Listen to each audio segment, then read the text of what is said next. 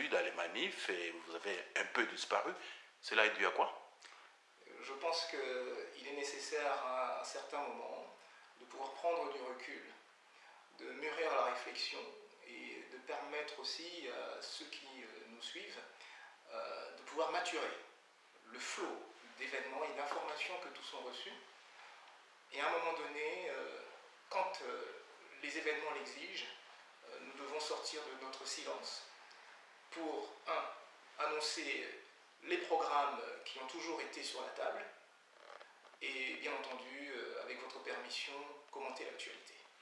Bien, autrement dit, vous avez une information d'une action éventuelle ces jours-ci.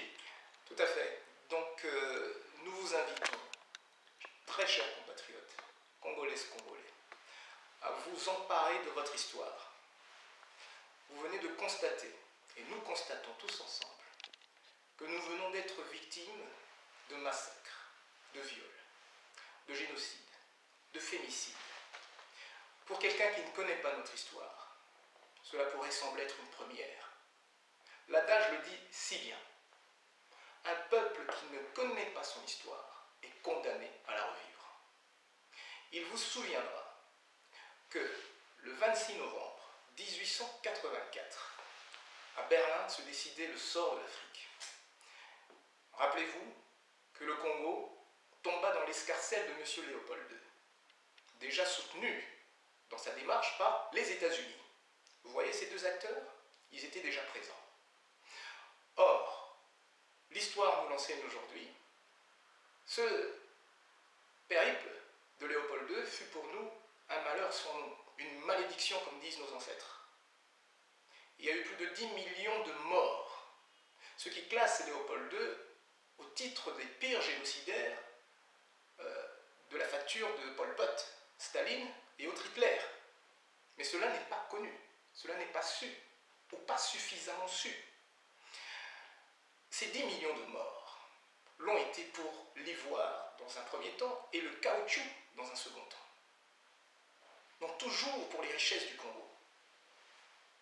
Les mains furent coupées, il y a eu du sang sur les lianes. Or nous n'avons jamais à ce jour commémoré, réclamé la reconnaissance du génocide congolais. Nous venons en raison de revivre les mêmes événements, avec les chiffres les plus hallucinants, de même facture. 6 millions de morts déjà reconnus par les médias occidentaux. Vous venez de le suivre dans l'actualité, ils ont parlé de plusieurs millions de morts. Mais personne n'a bougé. Nous savons que ce chiffre est bien au-delà, parce que 6 millions, c'est un chiffre qui remonte à 2007. Aujourd'hui, on peut se rapprocher du double. Donc, nous vous invitons, très chers compatriotes, à vous emparer de votre histoire. Le 26 novembre devient une date historique pour nous les Congolais, où chaque année, nous allons commémorer la reconnaissance du génocide congolais. Nous allons enseigner cette date à nos enfants et aux générations futures, afin que tous ensemble, nous puissions dire plus jamais ça.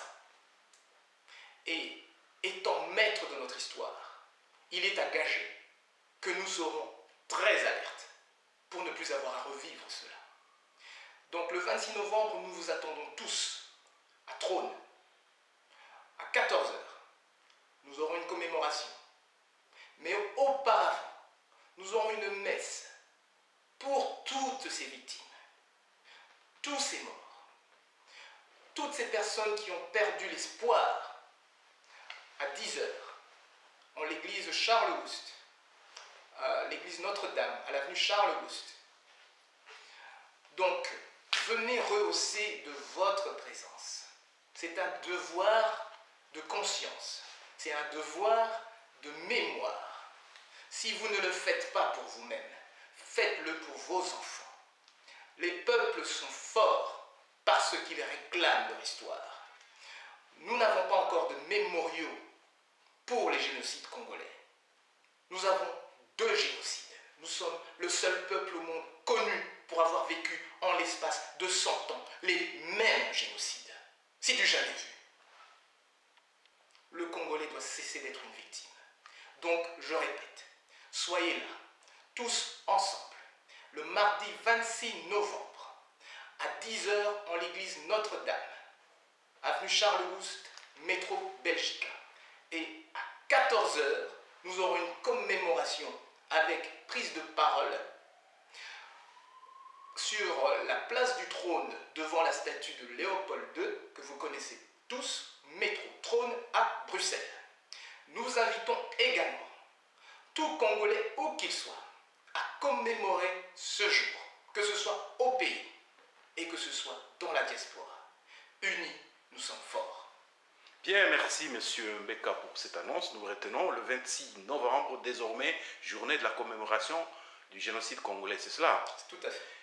Mais je ne vais pas vous lâcher, j'aimerais quand même que vous fassiez un petit commentaire sur l'actualité récente, à savoir la victoire des FARDC sur le pseudo-mouvement rebelle M23.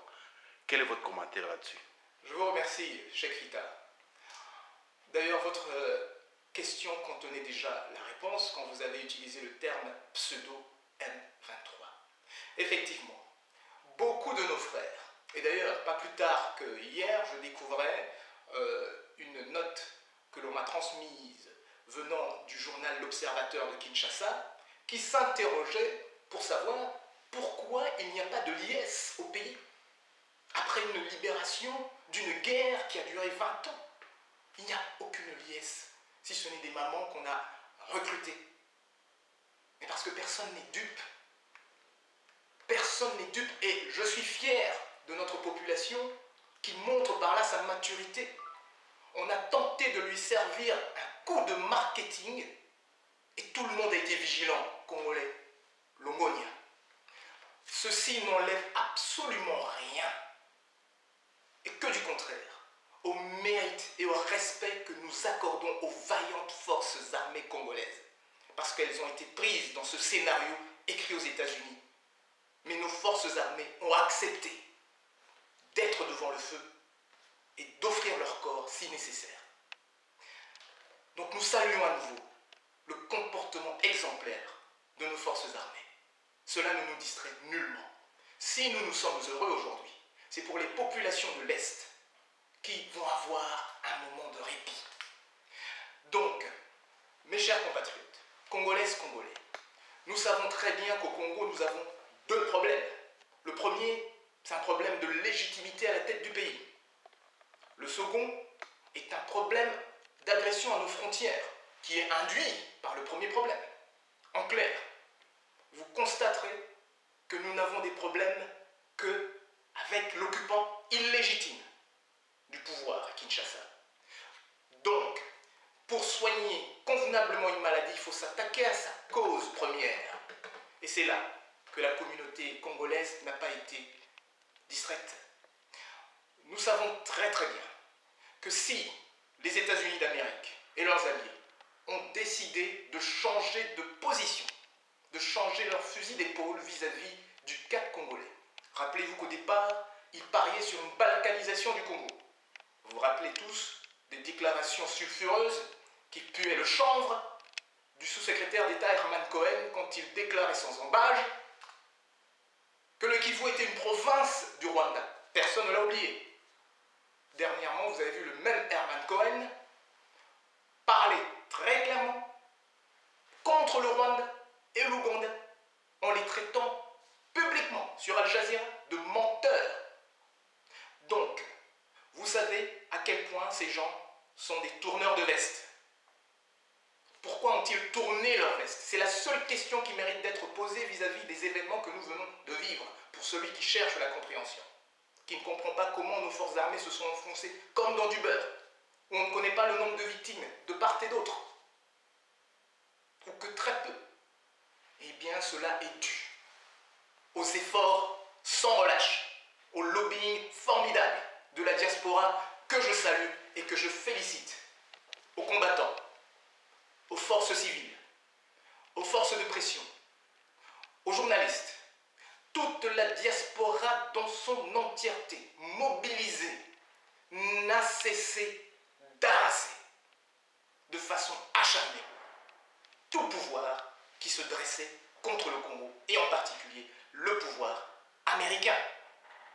Ceux-là ont fini par recevoir le message et ont compris que ce pays est indivisible. Les liens qui nous unissent, et c'est ça qu'ils ont compris, ce sont les liens de la douleur. Et ce lien est indestructible, indissoluble. Congolais, Congolaises, nous vous félicitons. Restons vigilants. Notre problème est entier. Et il y aura la fameuse liesse populaire